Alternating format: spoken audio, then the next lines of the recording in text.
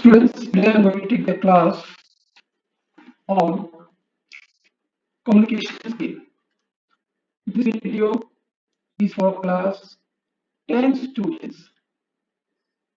This video is for class 10 students. We are going to discuss chapter 1, communication skill. And we are going to discuss regarding the method of communication. Now let us understand what does communication means. Communication means to convey your message to the other person. What is your message, what is your information.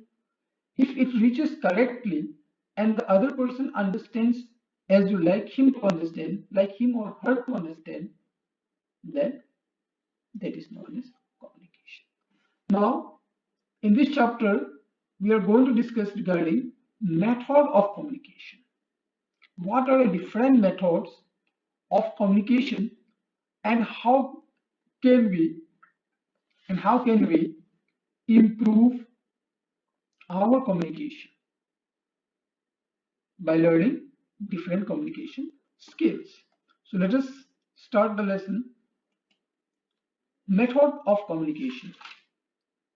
There are three methods of communication: the verbal communication, the non-verbal communication, and the visual communication. So today in this video we will be discussing only about the verbal communication. I will be discussing the non-verbal and the visual communication in my next video. Now, verbal communication. There are two types of verbal communication. That means verbal communication can be divided into two different types, and they are oral communication and written communication. Now, written communication is also a part of a verbal communication. Oral communication means whatever you say by your mouth, your speaking ability. So when you are developing your oral communication, you are going to develop your speaking quality. By developing your oral communication, you will be able to convince the other person by your words, by your saying. People will start believing you, will have faith in you, will understand you, will listen you carefully, will not avoid you or ignore you. They won't get bored by your speaking. They won't get bored by listening to you. In written communication, whatever you write and give, like you're writing notes in the classroom for your examination. You're writing question answers, doing homeworks. All these written works comes under written communication. Now, let us discuss oral communication. How you are going to improve your oral communication. The first thing is your speech. How you are speaking. Act of delivery. Like, for example, if you are going to say some serious issues, you're going to discuss some serious issues with your friends, or maybe with your parents, or maybe with your teachers. So how you are delivering it, how serious you are in discussing it. So act of delivery. Another is correct uses of vocabulary. How you are using your vocabulary. what word you are choosing it while you are speaking. You will get different words having similar meaning, but if you go in depth, it has got some differences. So when to use what word is very important, because that will decide the other person to believe you. Another is rhythm, the rhythm at which you are speaking. Either you are speaking too fast or you are speaking too slow. If you are talking too fast, people will not understand you. If you are talking too slow, your listener will get bored on you. If you are repeating the same thing again and again, your listener will get bored. If you are not repeating the important topics, again, they may forget it. Now, all these things comes under rhythm. Now, in rhythm, it also comes how you are expressing your words. If you are angry and you are angrily saying something, it must reflect in your words, in your speaking. You can't say that I'm angry with you by laughing.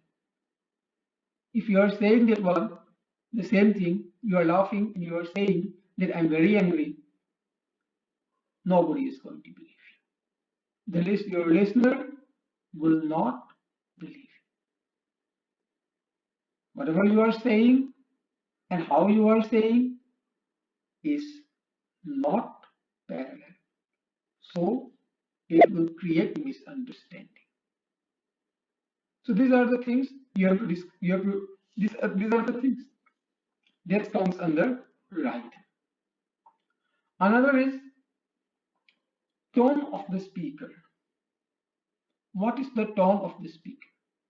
You are the speaker, so what you are using, what type of tone you are using. If you are very angry, whether your expression is cheerful, whether there is emotion in your speech or no. If the listener gets bored, boring, your speech gets boring, then time to time you have to some jokes and all. You have to crack some. You have to find out some ways through which the listener, the audience will get energetic. So these things comes under oral communication. So what are the things you have to focus while you are delivering, when you are going with the oral communication? The first thing is speech, the act of delivery. The act of delivery.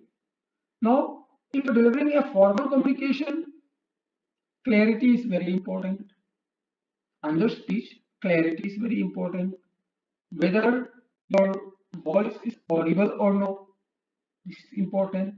Another point is correct usage of vocabulary. So whether the words you have chosen to speak is appropriate or not.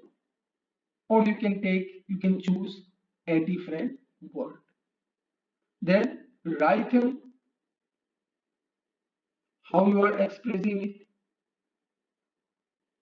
it, whether your speech is too fast, or it's too slow, or if your audience gets what you call disturbed, then how you are dealing it. All these things comes under write. Another is tone of the speaker. tone of the speaker is also very important. Like if you are ordering something, you are commanding something, then you should use the commanding words. It should be expression. You should say loudly. If you are requesting, it should be soft. So all these things has to be kept while dealing with oral communication. Now, coming to the next topic, that is written communication. Now, written communication is very important because whatever messages or information you provide as a written will be kept as a record also. So, you have to be very careful when you are dealing with written communication. The first thing. Now, how you are going to improve it? The first thing is that learn new words. By saying this, I'm not saying that go open your dictionary and start memorizing the new words from there. It's not going to work. It won't be very effective. The main thing is that whatever new words comes to you when you are reading your book, when you are listening news, when you are watching television, when you are watching movies, if some new words come up, note it, get the meaning, and try to use the word in your day-to-day life. This way, you will be able to learn new words, and not only learning, you will be able to keep that new words forever and ever. You won't forget after that. Like I'll give you a word, just go and search the word meaning of anticipation. Anticipation. A-N-T-I. Anticipation. C-I-P-A-T-I-O-N. Anticipation. And try to use it in your application. You might have heard this word anticipation. You might forget it. But just try yourself. Go to the dictionary, find the meaning, and try to use it in your application. When you are writing an application to your principal or to your any authority, try to use that word once or twice. If you use once or twice, in that case, that word will remain with you. You will be able to retain that word. Another thing is that improve your grammar and punctuation. This is very important. Most probably, most of the students, most of the people don't give much importance to grammar and punctuation. You might be thinking that I'm going to become a doctor, I'm going to become an IS officer, I'm going to become an engineer, or I'm going to become a singer, or whatever you like. So why should I learn grammar? Why should I focus on punctuation? But remember, if you are dealing with written communication, in order that the information you share reaches the other person correctly, punctuation is and grammar is very important. I'll just give you one word, one sentence. Just note it down. If you're having pen and paper, then just note the sentence, and I'll show you a single comma mistakes may change, may reverse the meaning of the sentence. For example, just note it. So, I hope you're ready with the pen. Now note it down. Catch him not leaving. catch him not leaving. Write twice, write again, catch him not leaving. Now, place in the first line, in the first sentence, place the comma just before him, and in the second sentence, place the comma just after not. And now, read the sentence by yourself, like catch him, not leaving. What does it mean? It means that you have to catch the person and you are not supposed to leave him. You are not supposed to leave him. He must not run. He must not be, he must not run. He must be caught. Now, in the second question, catch him not. What does it mean? It is asking you to leave the person. You are not supposed to catch that person. Leave him. Catch him not, leave him. Let him go. In the first sentence, catch him. Don't let him go. And in the second sentence, catch him not, leave him. So one single punctuation mistake may alter, may reverse the entire meaning of the sentence, may reverse the entire information. So basic grammar and basic pronunciation is very, very important. Now, coming to the fourth point, that is change writing style from person to person. Change your writing style from person to person. What does it mean? It means that write according to the person. Like if you are writing something for your friends, it should be in a friendlier manner. If you are writing something for your teacher, for some authorities, for some profession, it should be a professional. Another thing is that, like if you're writing for your friends, you will be friendlier. One topic I have missed, that is avoid spelling mistakes and using shortcuts. Avoid spelling mistakes. Very important. Most of the time, we don't give importance to the spelling. This is common. It's not a good habit. Sometimes we use short form, like instead of writing you, you, many times we use it just a single u. You're not going to gain anything by saving 1 second of your time. You will be able to save just 1 second of your time with writing you and just you. But it will impact. It will have very impact. If you are writing in professional letters and you want to apply for a job, in that case, the things matters.